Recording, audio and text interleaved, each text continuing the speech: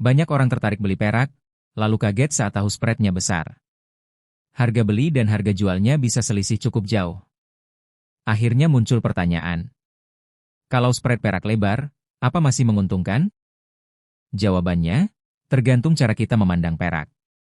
Kalau tujuan kita cari untung cepat dalam hitungan hari atau minggu, spread besar memang terasa berat. Karena saat baru membeli, posisi kita langsung minus cukup dalam. Tapi untuk investor jangka panjang, spread besar belum tentu buruk. Justru banyak orang melihat perak sebagai aset simpanan jangka panjang seperti dulu orang menyimpan emas. Perak punya karakter yang unik. Harganya lebih murah dibanding emas, sehingga lebih mudah dikumpulkan sedikit demi sedikit. Dan ketika harga perak mulai bergerak naik, kenaikannya kadang bisa lebih cepat dibanding emas. Dalam sejarah, saat logam mulia mengalami kenaikan besar, perak sering bergerak lebih agresif. Karena ukuran pasar perak lebih kecil dibanding emas. Akibatnya, saat permintaan naik, harga perak bisa melonjak lebih cepat. Tapi tentu ada risikonya. Perak juga bisa turun lebih tajam. Karena itu strategi membeli perak sebaiknya memakai uang dingin. Bukan uang kebutuhan sehari-hari. Bukan uang cicilan. Dan bukan uang darurat. Banyak orang salah langkah karena berharap cepat kaya dari perak. Padahal logam mulia lebih cocok dipandang sebagai penyimpan nilai jangka panjang. Spread yang besar sebenarnya bisa dianggap seperti biaya masuk untuk aset fisik. Karena perak fisik punya biaya cetak, distribusi, penyimpanan, dan margin toko. Apalagi untuk produk kecil seperti koin atau pecahan mini, spread biasanya makin besar. Tapi investor jangka panjang biasanya fokus pada hal lain. Mereka melihat potensi kenaikan harga dalam beberapa tahun ke depan. Bukan hanya selisih jual beli hari ini. Contohnya sederhana.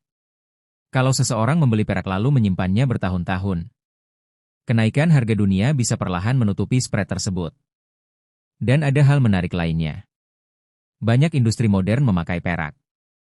Mulai dari panel surya, elektronik, kendaraan listrik, sampai teknologi medis.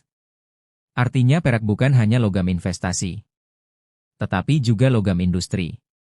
Sementara jumlah perak yang mudah ditambang semakin terbatas. Ketika permintaan industri terus naik, sebagian investor percaya harga perak jangka panjang masih punya potensi. Tapi tetap penting untuk realistis. Perak bukan alat cepat kaya. Harga bisa naik turun cukup liar. Kadang bertahun-tahun terlihat diam, lalu tiba-tiba bergerak cepat. Karena itu mental investor jangka panjang sangat penting. Orang yang cocok menyimpan perak biasanya adalah orang yang sabar. Mereka tidak panik melihat fluktuasi harian. Mereka membeli perlahan, menyimpan, dan menunggu dalam jangka panjang. Dan satu hal lagi yang sering dilupakan. Perak fisik memberi rasa kepemilikan nyata.